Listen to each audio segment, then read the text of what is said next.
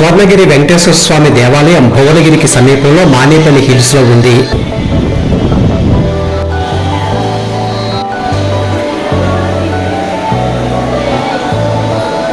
హైదరాబాద్ నుంచి 40 కిలోమీటర్స్ దూరంలో ఈ టెంపుల్ ఉంటుంది.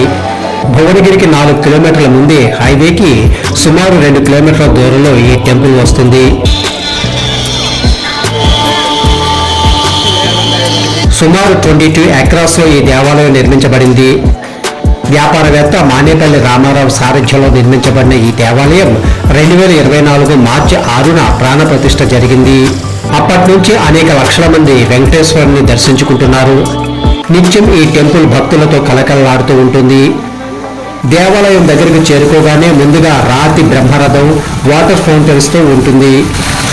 టెంపుల్ ఎంట్రన్స్ ముందు శ్రీవారి భారీ పాదాలు ఎత్తైన పీఠం మీద ఉంటాయి. స్వామివారి పాదాలను పూజించి ముందుకు వెళ్ళాలి.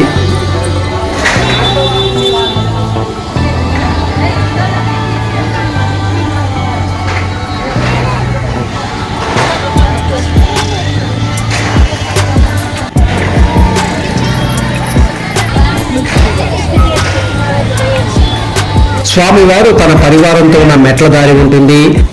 దానిలోంచి లోపలికి వెళ్తే ఎడమ వైపున మత్స్య, కూర్మ, వరాహ, నృసింహ, వామన, పరశురామ, శ్రీరామ, బలరామ, శ్రీకృష్ణ, కల్కి అవతారాల పాలరాతి విగ్రహాలు ఎంతో అందంగా కనువిందు చేస్తాయి. మెట్లు ఎక్కి లోపలికి వెళితే దేవాలయం ప్రాంగణంలోకి వెళ్తాం. ముందు గరుత్మంతుని భారీ నల్లరాతి విగ్రహం వస్తుంది. దేవాలయం ముందు 40 అడుగుల భారీ రథం ఉంటుంది. దీనిని చెక్కతో ఎంతో బాగా చేశారు. ఉరుకుతున్న 4 గుర్రాలు రథసారథితో ఎత్తుగా ఉండే ఈ రథం అందరినీ ఆకట్టుకుంటుంది.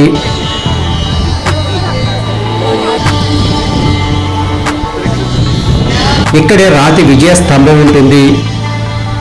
ఇక్కడ దర్శనం టికెట్స్ 50 రూపీస్, 300 రూపీస్, 500 రూపీస్ ఉంటాయి. టికెట్ కొనుక్కుని మన సెల్ ఫోన్స్ కౌంటర్ లో పెట్టి దర్శనానికి లోపలికి వెళ్ళాలి.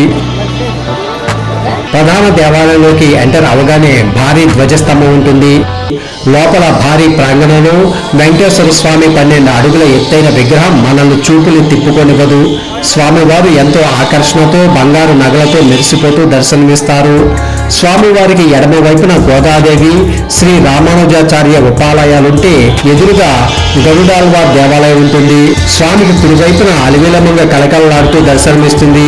పక్కనే మదన గోపాలస్వామి దేవాలయం కూడా ఉంటుంది. స్వామి దర్శనానంతరం తీర్థప్రసాదాలు తీసుకుని బయటకు వచ్చి సెల్ ఫోన్ తీసుకుని టెంపుల్ అంతా షూట్ చేసుకోవచ్చు. ఇక్కడ ప్రతిరోజు అన్న ప్రసాదాన్ని ఉచితంగా పెడతారు.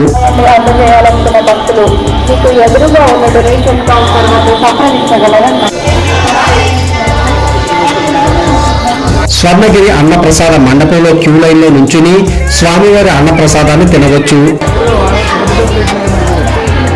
స్వీటు, పచ్చడి, అన్నము, పప్పు, సాంబారు, మజ్జిగతో తృప్తిగా ఇక్కడ కూర్చుని తినొచ్చు. అన్నప్రసాదానికి భక్తులు ఎవరైనా అమౌంట్ ని ఇక్కడ డొనేట్ చేయొచ్చు. ఈ బిల్డింగ్ స్వామివారి నిత్య కళ్యాణ వేదిక. ఈ బిల్డింగ్ పై గరుత్మంతుని విగ్రహం ఎంతో బాగుంటుంది.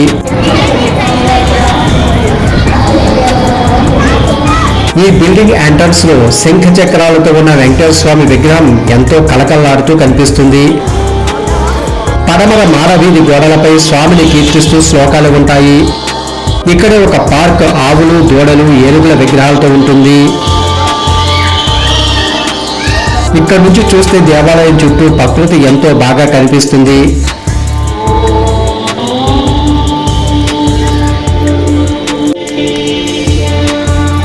ఇక్కడ 15 అడుగుల ఎత్తులో కనిపిస్తుంది కీర్తి స్తంభం. దీని మీద గరుత్మంతుడి లోహ విగ్రహం ఉంటుంది.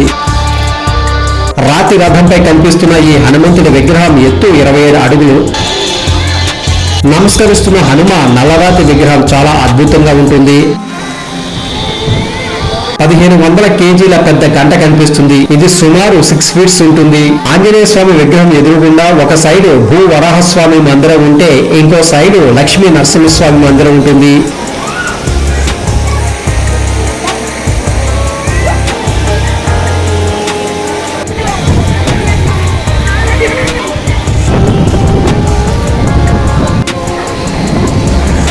ఈ ఈ రెండిటి మధ్యలో ఏనుగులతో చెక్కబడిన పీఠంపై కాళీయమర్దనం చేస్తున్న శ్రీకృష్ణుడి విగ్రహం ఆకర్షణీయంగా కనిపిస్తుంది. చుట్టూ వాటర్ ఫౌంటైన్స్ వాటర్ని చిమ్ముతూ ఉంటే మధ్యలో బాలకృష్ణుడు కనువిందు చేస్తుంటాడు. కొలనుకు వెళ్లే ముందు భారీ దీప స్తంభం ఉంటుంది. ఇక్కడ దీపాలను వెలిగించి పూజలు చేస్తారు.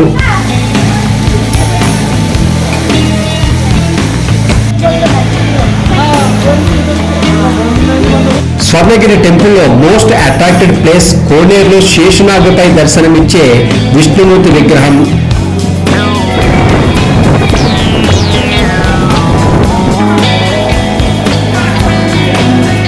దీనిని జల నారాయణులుగా పిలుస్తారు. శంకు చక్ర గదలతో 4 చేతులతో ఆదిశేషుని పడగలతో శేషనాగిపై పడుకున్న ఈ స్వామి నలరాతి విగ్రహం వచ్చే భక్తులను విశేషంగా ఆకర్షిస్తుంది.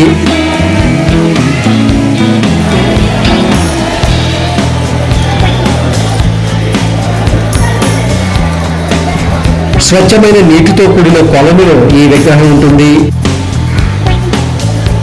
కోనేరు 4 వైపులా 4 వేదాలకు సంబంధించిన వేదమూర్తుల చిన్న మందిరాలు ఉంటాయి.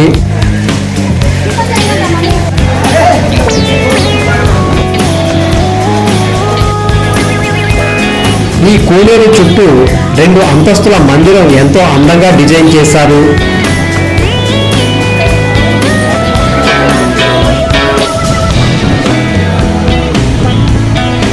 పై అంతస్తుకు వెళ్లి చూస్తే జలనారాయణ స్వామి విగ్రహం మరింత క్లియర్ గా కనిపిస్తుంది.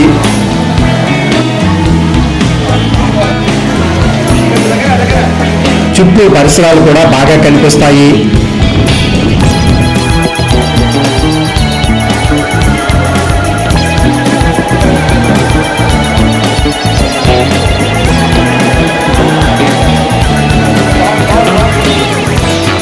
మనం స్వర్ణగిరి వెంకటేశ్వర స్వామి దేవాలయంలో ఉన్నంతసేపు నమో వెంకటేశాయ నామస్మరణతో ఎంతో హాయిగా ఉంటుంది.